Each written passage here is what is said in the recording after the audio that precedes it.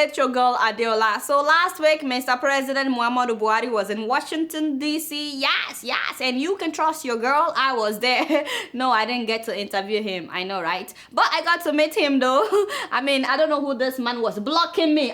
Whoever this man is, it's not good. Now, it's not fair. You just wanted to stand next to Mr. President by fire by force when he was shaking my hand. It's not good. Anyway, the night that we were given appointment to interview Mr. President, that was when Oga said that he was too tired because he's had a long day, meetings upon meetings, so they cancelled all interviews, not just ours, but that of all Nigerian media. Meanwhile, I think I should put it out there that whenever CNN and BBC want to interview Nigerian officials, they always have time. Me, I'm just saying my own because, you know, I'm watching you. But not all hope was lost because I got to meet the most important person at that event, ladies and gentlemen, the wife of the governor of Edo State. Yes, she was the most important person because everywhere this woman went, all eyes followed her. So you understand? I'm telling you, this woman is even more beautiful in person, and she was cool with people, you know, she was like really friendly. So I was able to ask Governor Oshiomhole about the missing $2 billion from the excess crude account. You guys know that he's on the committee that questioned Madam Ngozi Iweala. At first, Ngozi said that these people were witch hunting her. Later, she said that it was President Jonathan that approved the withdrawal. I said, Che! This is not fair, Ngozi. Now you are throwing Jonah under the bus. There is God, or if Jonah was still the president, can you stab him like that? There is God. Nah, it's not good. Or now you are, and why are you using this photo, my dear? Those eyes are scaring me. Change, just find something else. Anyway, I asked Governor Oshiomhole what he thinks about Ngozi's answer. If I had known, I would have kept quiet, my people. The man had some choice words for Madam Ngozi. How could you supervise an economy? You are cooking the soup. The elephant leg is being you know, raising alarm. People raise alarm, you shut them up. Hey, Governor Oshiomhole, you call Madam a liar? She need to come clean. Madam Ngozi, maybe you yourself should just come out straight. Maybe you should come out clean and let us know what happened to our money. Remember that this is not your money. So you understand, it is our money. It is our money. You know, do well. Just come out clean. I definitely asked Governor Oshiomhole about that widow. Remember, you know, the go and die story. Yeah, so I asked him about that. I asked him about the teacher that couldn't read. Remember that video of the teacher that could not read? And of course, I asked how he met his beautiful wife. Make sure that you watch the full interview. Another cool person that I met was Pastor Tunde Bakare. If he should appoint you, is that something that you would honor? When I get to that bridge, I cross it. Pastor, if he appoints you as minister, will you accept the appointment? I'm already a minister of the gospel. Pastor. But you know, you guys can watch the full interview on Sahara TV online. I think that the most interesting person that I met on that trip was the Akasoba of Kalabari in Niger Delta. That is Queen Akasoba Duke Abiola, a wife of the late Chief MKO Abiola. She was not part of the delegates, by the way, but she came mainly to remind Mr. President not to forget the people of Niger Delta while he's fighting for those affected by Boko Haram. I've actually talked about her on the show before. That was when PDP announced last year that they've endorsed Jonathan as their only candidate, and other people who paid for nomination forms were denied an opportunity to run, including this woman. She was actually the first person to pay for nomination form, by the way. So her nomination form was the one given to Jonathan. So needless to say, she had some interesting words to describe Mr. Jonathan. He did not represent us. He was impari delicto with whosoever he wanted to be impari delicto with, and reps ipso loquitur. Okay. Hey, bring me a dictionary. Where is my glasses? I can't find any of those words. Hey, my dear, just play it one more time. Let me listen again. He was impari delicto with whosoever he wanted to be impari delicto with, and reps ipso loquitur. You know, I used to think that Mr. Obayagbon has monopoly over grammar. I was so wrong. I really enjoyed this woman's interview. She told me how so many Niger Deltans were disappointed in President Jonathan for not doing anything, even for his own people. Dr. Ebele Jonathan was the quintessential unintended residuary legatee of a people suffering, of people sleeping in the creeks. Wow, that's a shame. That's a shame. And now he's unable to get to Otueke. Wait, he's unable to get to Otueke? Oh, how would he get there? Are there roads to his house? Oh. What water will he drink? Is there a borehole? In his compound, does he have electricity? That's a shame. Please make sure that you watch all those interviews and many others on the YouTube page of Sahara TV, including that of the owner of Innocent Motors. That is the man that manufactures the made in Nigeria cars. For those wondering whether the engines were made in Nigeria or not, find out in the interview. By the way, call it the war. You know that the man promised that he will send me a made in Nigeria car for me to be driving here in New York. Yeah, so I'm still waiting. So the US promised to help Nigeria fight Boko Haram. They promised to help Nigeria recover all its stolen money worldwide. And the World Bank is giving Nigeria $2.1 billion to rebuild the northeast devastated by Boko Haram. By the way, this is the photo of Mr. Buhari and his delegates with Obama inside the White House. A very nice picture, right? Really, really nice. Except, you know, can anyone see what is wrong with this picture? Yeah, call it a will make it big. Yeah, very, very big. Yeah, look at it very well. Yeah. Some of you may not see anything wrong, but Oga Buhari, hey, you disappointed me. You disappointed Mama. How could you? Can you imagine? Where are the women in this photo? Where are the women? This is just wrong in all ways. Was it only men that voted for you? Was it only men that advocated for you? Who is representing our mothers and our sisters? Nigerian men, you tire me. You tire me. During elections, you need women. You want them to rally their friends to vote for you. After elections, we are not relevant. Look at these people. Is this how your government will be pushing women aside, Oga Buhari? You don't see the need for women in your official entourage? Seriously? Don't worry. Me, I'll wait for you. At the end of the service, we'll talk. See why I must to become first lady someday, by fire, by force. Another thing that really pissed me off when I went to DC, my people. Of course, you know that Nigerian events are never well organized. Come and see Nigerians stranded outside the Nigerian embassy because they wanted to meet Mr. President. Che! Nigeria. People drove hours. Some people drove 14 hours, 12 hours, 10 hours, 4 hours. A lot of people took off that day from work so that they can come and meet Mr. President at the event called Meet and Greet. Meet and Greet were only for people to get there and be told that it is only by invitation. This is not right. Now, it's not right. And nobody in the Nigerian embassy found it necessary to come out and address people that were outside that, sorry, ladies and gentlemen, this is why we cannot let you in. It's because it is by invitation or whatever. In the middle of the event, there was a time you came out, Oga Buhari, and you went back inside. They were shouting. And you know that these were Nigerians, Oga Buhari, because they were shouting your name, hailing you from outside the gate. You can tell that they did not let them in. And you heard them because you looked towards that side. You did not even turn back and say, hi, hello, thank you for coming. They were standing for hours. It's not fair. Whoever is close to Oga Buhari, tell him, because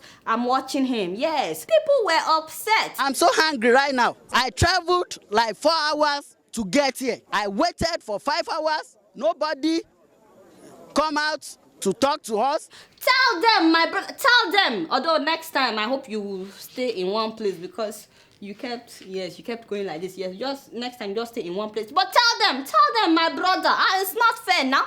If you don't have a big hall inside the Nigerian embassy for everybody to come in, just rent a big space somewhere now. Maybe you knew that Buhari was coming. You see, this is why I don't go to Nigerian events. So while at the Nigerian embassy in DC, Oga Buhari admitted that he's aware of his new name, Baba Go Slow. Okay, Baba Go Slow.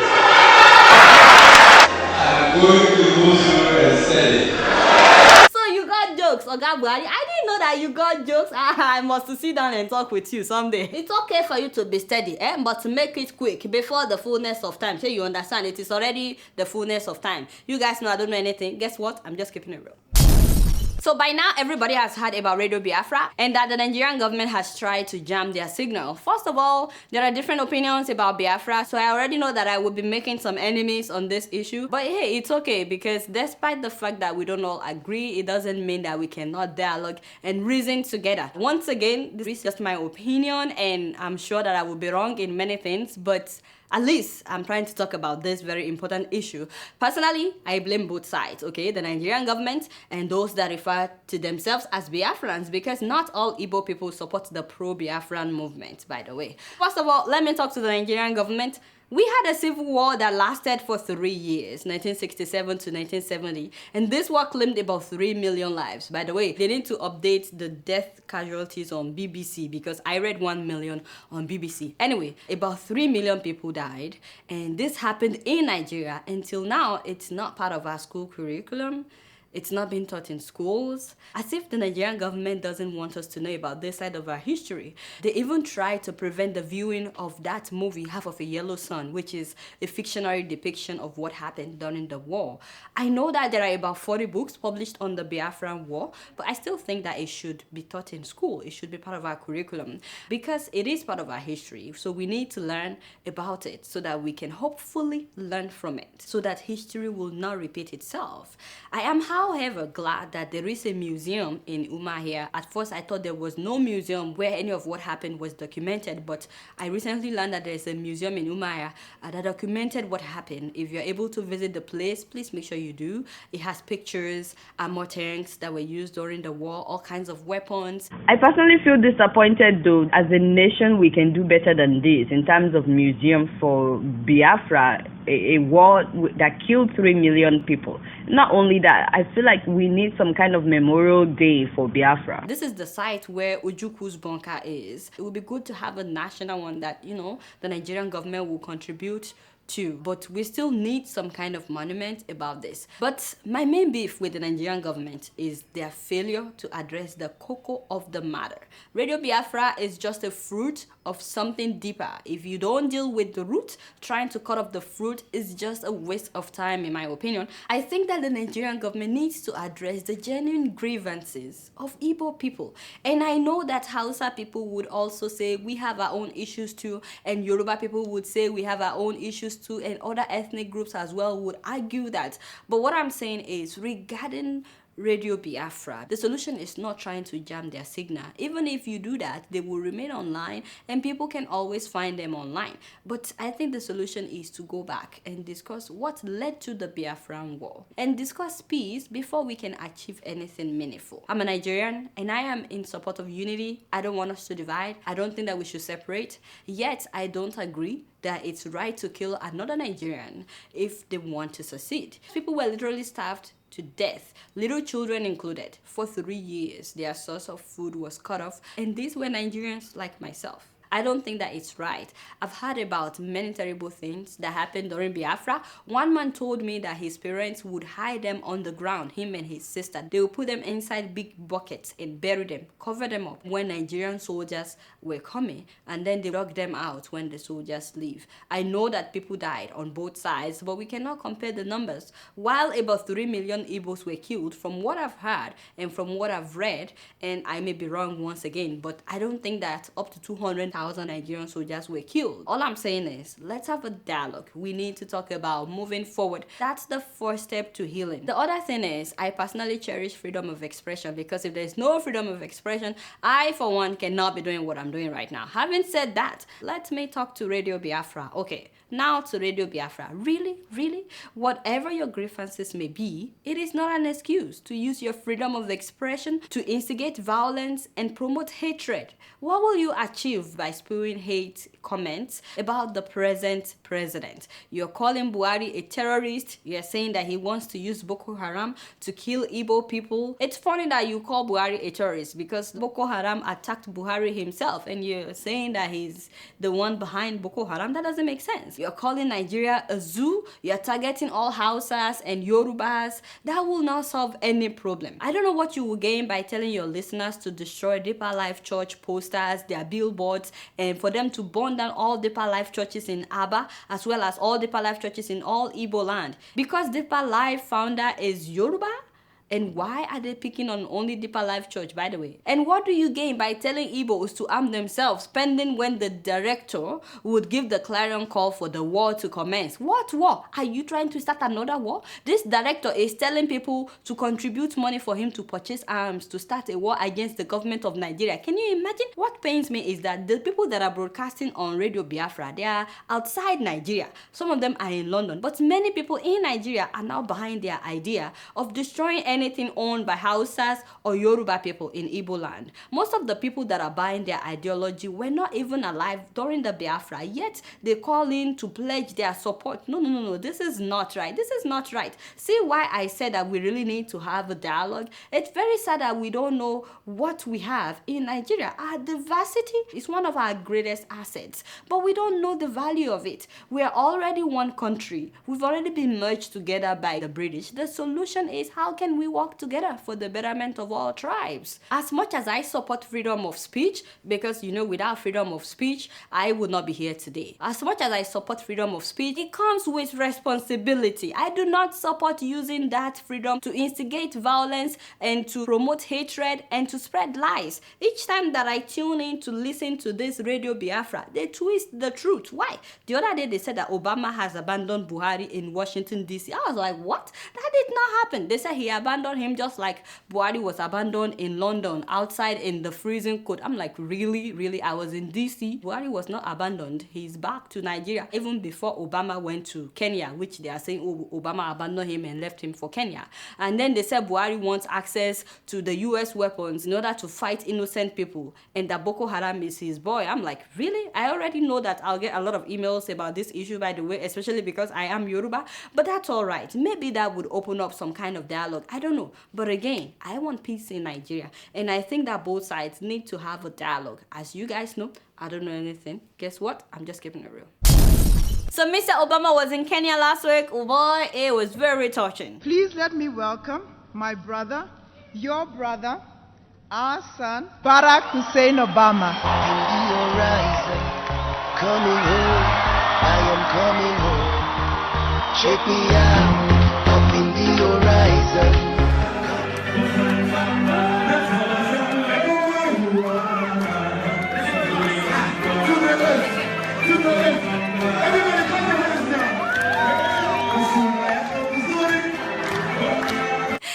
He went home, it was really, really touching. I mean, ain't got nothing but love for my Kenyan people. And speaking of love, y'all, why would CNN refer to Kenya as a hotbed of terror a day before Obama's visit? Like, what? I trust my Kenyan people. They were like, who snap? No, you didn't. Yes, it did. You need to read some of the comments on Twitter about this. Unless you're the one bringing the terror, we're a hotbed of investment opportunities and great people. Someone tell CNN. Yeah, so you see what I'm saying? Someone tell CNN. Did you call New York after 9/11? Did you call it a hotbed of terror? Woo! What? Badly researched puff piece by a half-rate reporter. Shame on you. Oh my God. Let me read on. Someone tell CNN to celebrate Kenya for giving America the first black president. Because, yes, so this sounds like my Nigerian people. Because, my dear, that's my tweet. Now take it down. Let's find somebody else. Hey, actually put it up. Yes. Someone tell CNN that there have been terror attacks in France, Thailand, and South Carolina. Thank you, my sister. South Carolina is in America, so you understand. And we still don't call America the hotbed of terror. The only hotbed that we have. I think they're trying to say this one plus this one equals Obama, which is why you have a president now. Chai! Kenyans! You are too much. This one is too big for my mouth. OMG. Look at a terrorist spotted in the hotbed of terror. Someone tells him, my dear, what kind of terrorists are they talking about? Do you see any terrorists in this photo? This is beautiful. Kenya is beautiful.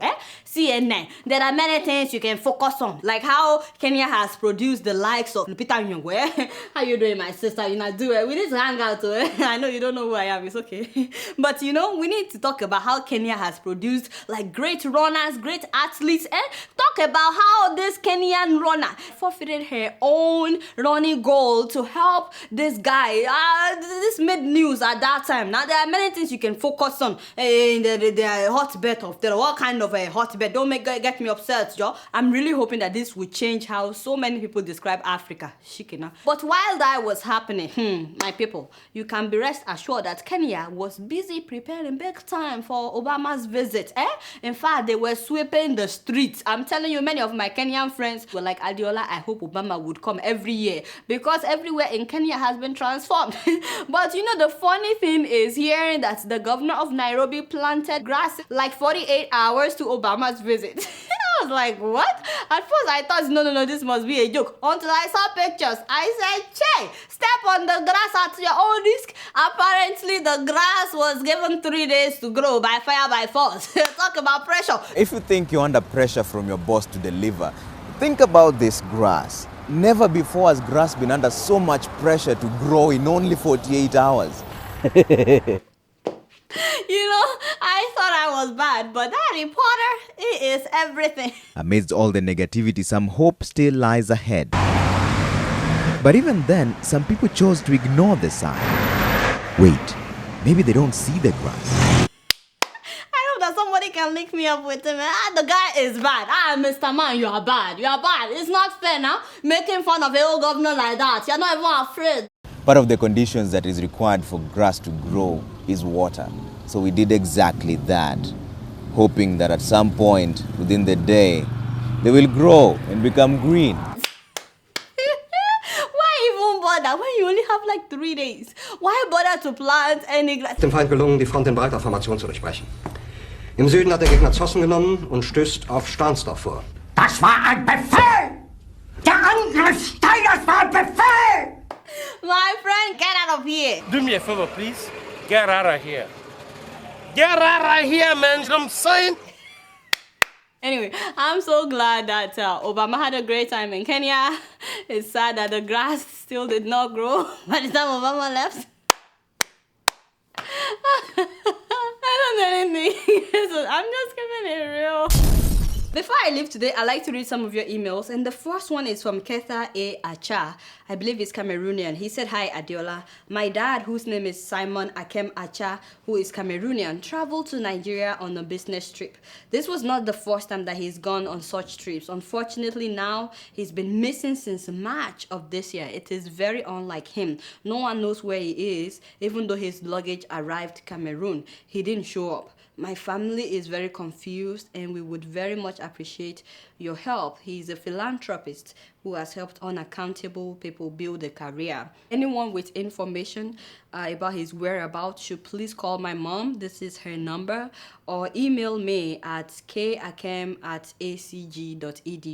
The guy is studying abroad and he's really devastated right now that they don't know where his dad is. He's also raising money on GoFundMe so that he could travel to Nigeria to go and look for his dad. If you've seen any man that looks like this man, please, if you have any information, I can imagine what the family is going through right now. It can be very devastating not knowing where your father, your husband is. Please, and if you're able to donate on his GoFundMe account so that he can go and look for his dad, please visit the GoFundMe account. Thank you so much. I'm hoping that you find your dad, Ketha, and when you do, please let me know. Please let me know. I hope something works out. The next email is from Akinlasa Mustafa, and he says, "Dear Adeola, I'm putting my best in doing Nigeria proud as I have made it to the finals of the national level in the Global Maybank Go Ahead Challenge 2015 in Malaysia. That is an economics and finance talent competition. I would like to use this medium to solicit your support as a Nigerian in the diaspora to help share my competition profile to solicit for votes. I made it to the national finals, but I need votes in order to make it to the global finals, where I'll be competing with 60 people from 14 other countries in finance and economic analysis. August 3rd is the deadline to vote. So far, I have less than 1,000 votes. Please tell your viewers to vote for me. Please, let's help out this brother. Akinlasa Mustafa is in Malaysia. Right now, he's made it to the nationals in Malaysia, but he wants to make it to the globals. So please, please vote for him. This is the link. I put it on my Facebook fan page as well. It will only take a minute of your time. I hope that you win. Let me know how that works out. The next email is from the mother of Folani that I've been talking about, that has been detained at an Indian hospital for more than a year. First of all, she wanted me to thank everybody that reached out to her after I talked about her son. She said people have donated another 40,000 naira. They are trying to raise more than 1 million naira so that the son can be discharged from the hospital. She's really desperate, by the way. Like, each time I speak with her, I'm almost to tears. This time around, she sent me a bank account that if you want to donate here in the US that you can use, and another one in London if you want to donate in UK. These are the account information. $5, $10, $20, $50. I'm telling you, will go a long way because they've had the surgeries. He's okay now, but he's been detained at the hospital for more than a year. And you know that if you've not paid your hospital bills, they won't give you any more treatment. So it could have all kinds of complications right now, but it will not treat him unless he pays for the surgeries that he's had. Please, please, I don't want us to lose this guy. Please do your part, whatever you can. I know they will really appreciate it. Please help us to get him out of the hospital in India. The last email that I will read today is by Raphael, and he said, "Hi Adeola, I'm Raphael. Here is my immediate elder brother. I just lost him last week in the fight against Boko Haram. Those who sacrificed their lives in serving our father's land are the heroes of our time. David, you are a hero. David, you've taught me a lesson to go by every day of my life. Wherever you are, be rest assured that your children will be greater than you ever imagined. The memory of us growing up together and the tears could not let me continue. Go in peace. May God grant you eternal rest. I am so sorry for your loss, Raphael. I mean, I can't even imagine what it's been like. And to all those who have lost their loved ones as well in the fight against Boko Haram, please accept my condolences. I can't imagine what you guys are going through. And I'm hoping that this will end, that it will just end soon. I'm hoping that the Nigerian government will do something on time. I know Buhari said that he's slow and steady, but for real, people are dying. People are literally dying every day. Please accept our condolences, Raphael. And that's all the time that I have for emails today. Please keep sending your emails to adeola.keepingitreal@gmail.com. All right, y'all, it's been real, and I'm keeping it real right up in here. Until next week, I'm gonna see y'all later.